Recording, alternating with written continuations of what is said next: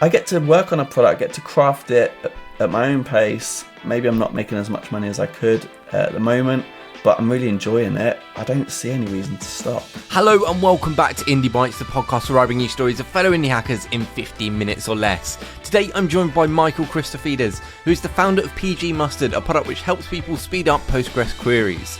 Michael started out working for a Devtools company as a product manager and went on to run customer success at London-based unicorn GoCardless. Now, Michael might not be as well known and successful as other popular indie hackers, but he works in his own terms and has been committed to his project for years. In this episode, I want to unpack why Michael stays committed to his product despite slow growth, his unique approach to the indie lifestyle, and where he wants to go in the future. But before we get into this conversation, I want to make a big thank you to Indie Byte sponsor Email Octopus. Email Octopus are an indie email marketing platform built to support other small, growing businesses like yours. They're focused on affordability and making it easy to use, which is perfect for you, fellow bootstrapper. Email Octopus has all the essential features you need when growing and reaching out to your audience. So if you're looking for an email tool, you can start on their free plan where you can contact up to 2,500 subscribers. I host my very own newsletter, The Indie Byte, on their platform. To try it out, head to emailoctopus.com or hit the link in the show notes. And a reminder, if you're enjoying Indie Bites and want more than just these 15-minute episodes, you can sign up to the Indie Bites membership where I upload extended versions of these conversations. You can get access for just $60 a year by heading to indiebytes.com/membership. Let's get into this chat with Michael. Michael, welcome to the pod. How are you doing? Hi, James. Thanks so much for having me. I'm good. How are you? Very good. We've been friends for a while. I kind of know a bit of your story, but I wanted to bring a bit of Michael to the Indie Bites audience. But something I don't know about you is your background as an entrepreneur. Were you one of these guys that was starting little side projects when you were younger? Because I've only ever known you as the PgMustard guy.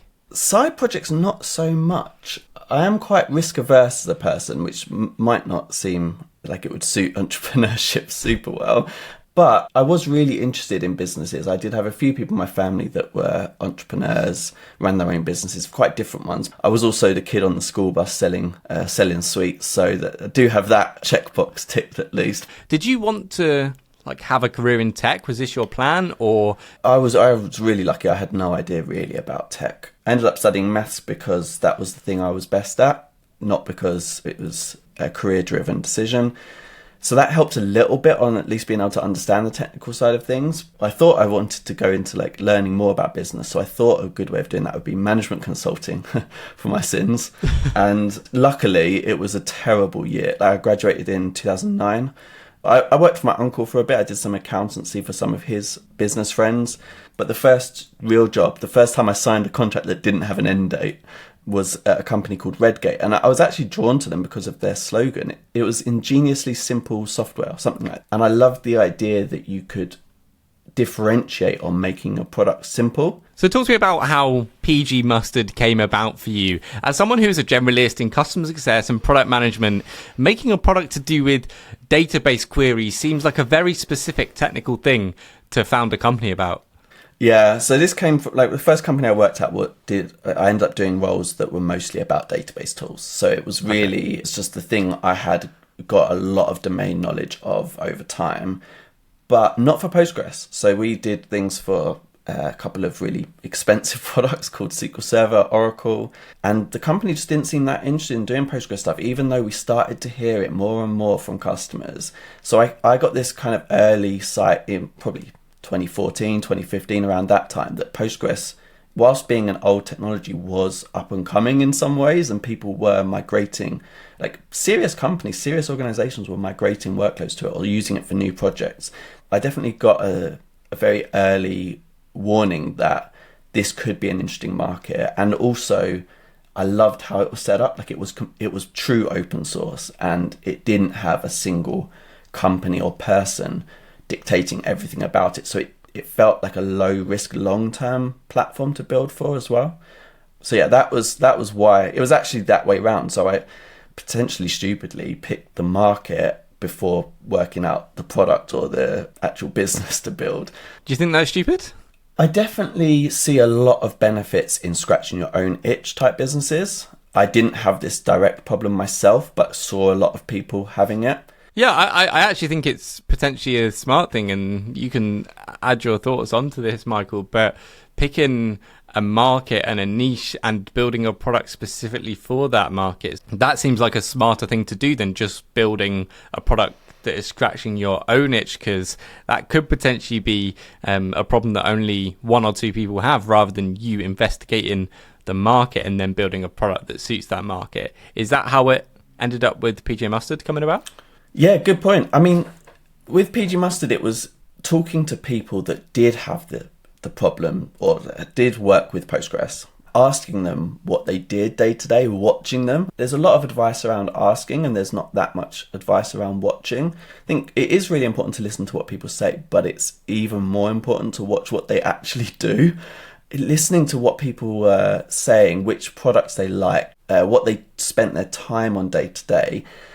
Speeding up queries was never, this is potentially where it was a bit stupid. It wasn't in anybody's like top 1 or 2 tasks, but most people like listed it, but it was like lower down, third. So it reached a lot of people, but it wasn't in their top priorities, or it wasn't the thing they spent the most time doing.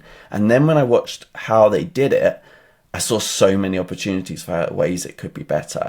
And not just people in person, but people online. When I'd see back and forth of people trying to solve performance issues, I just thought we can remove so much of this back and forth, and we can prevent you having to go to real deep experts for this. Absolutely. So talk to me about launching the product. I was lucky to meet a lot of good people over my career working in different tech companies, and finally managed to convince a friend of mine called Dave to start this business with me. And as I got more of an idea of like something we could build, he got cracking on building a very small version. That took us a while because we were working very part-time, evenings and weekends, and we were both late 20s by this point. I know it doesn't sound old, but we didn't have the same energy as some of your listeners, I'm sure, have in their teens and early 20s. So why were you doing this? It seemed like you weren't going after something big. You saw like a small opportunity. At this point, it just looks like it's something fun for you to do. Yeah, I do love work. I think that's a weird thing about me. I don't think everybody does. I find I get a lot of satisfaction out of it, and I find it really fulfilling. But I end up caring a lot about the products I work on, and that's healthy for a while. And then at companies where you don't actually control as a product manager, you have a lot of autonomy, but you don't have complete autonomy. And it gets frustrating, or it starts to get difficult when you disagree with vision, or you disagree with allocation, or one of your best team members gets nabbed by a different team because their project gets slightly higher priority. And to see companies kind of destroy that, or like move people around at a whim, really frustrated me and made me think, well, how can I prevent that? And kind of eventually worked out probably the easiest way to prevent that long term is run the team myself. Yeah, I mean, like, easy in some senses on one specific part, but brings in a lot of other challenges and stresses. So going full time on a product is something that you've chosen to do, but usually happens when you're seeing good signs of traction and potentially built up revenue that is equivalent or close to your salary at the time. The other option is building up runway for a certain amount of time, because you think, I cannot possibly push my product further or get it to that point if I'm not putting the time into it, which I quite frankly think is bullshit. But it's what you did. Talk to me about why you chose to go down that route of building up savings, leaving to work on PgMustard. Yeah, well, mostly hubris, I think. Mostly overconfidence and arrogance. Yeah, I think you're right. And I think the world also has got more and more to the point where that's true. I do think there are so many shortcuts these days for building software that you can get up and running really quickly, especially if you choose to make those trade-offs. For me, there were 2 big reasons. One was I thought we could make it work. I thought I could save up enough money, and during the time I wouldn't even have to sacrifice my lifestyle at all. So there was that part. And then the what actually tipped me over the edge, so the true answer is that my co-founder, we'd agreed a revenue point where we'd go full time, but my co-founder got really frustrated at his job and rage quit. And then I got jealous of him because he was now full time and enjoying life, and I was still stuck in my job. So I got jealous and quit as well. Oh, that's hilarious. He rage quit his job. So what revenue was PgMustard at when you both left? it can't have been more than $50 MRR when I quit. It might have been 0 as well. Why? What were you thinking? Surely you've got to see more signs of traction than that. Honestly, it felt like we could make it work. We actually, in our hubris, thought if we can make it work 5 days a week, we can make it work 4 days a week. So both of us were enjoying working full-time 4 days a week, then like gardening and having like leisurely weekends and all sorts. So it's even worse than that. But yeah, I have since gone, like I've spent maybe over a year doing 2 days a week consulting, contracting to pay bills. So it's mostly PgMustard these days, thankfully, but a little bit of contracting on the side. So fast forwarding a little bit to today, you've got 200 active customers. How did you get those customers? It's not a huge MRR number. I wish I knew the answer to all 250, but I do think the majority of it is through word of mouth. And these aren't necessarily paying customers. These might be somebody that used it once in the free trial a year ago. Like that's a pretty standard use of our product. So I think that's how it's spreading most. And in terms of things we can control, written quite a few blog posts over the years, written some documentation over the years that has started to rank in Google. We've started a podcast. So do have a Postgres specific podcast with another founder of a different company that works on Postgres tools.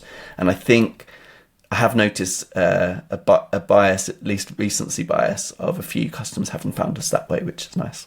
So you got a few things in there that have contributed to growth, but in the scheme of things, Michael, it's been really slow for you, but you just chipped away at it. You do have the luxury of growing slow and steady.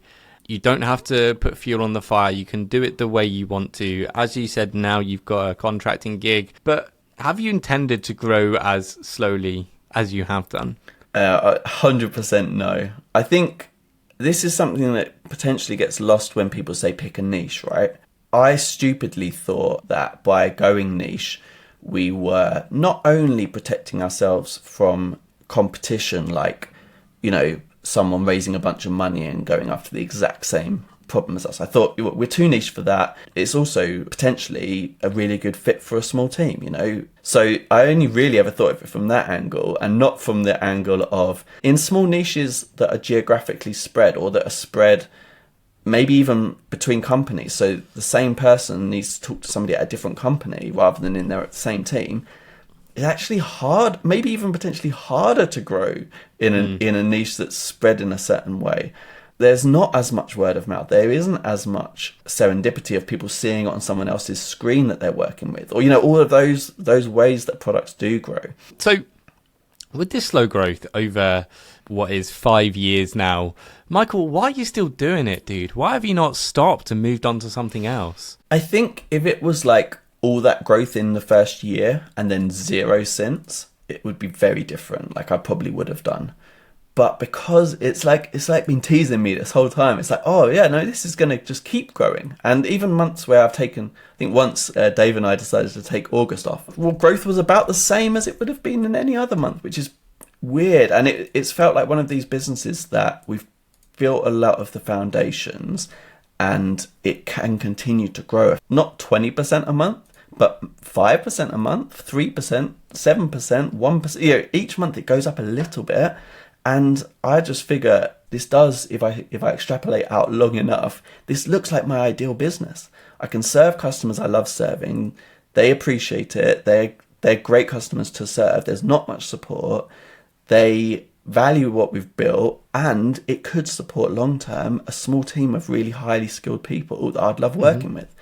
Why not continue? Like, it feels like I'm so close. Well, why not continue? Because it hasn't worked.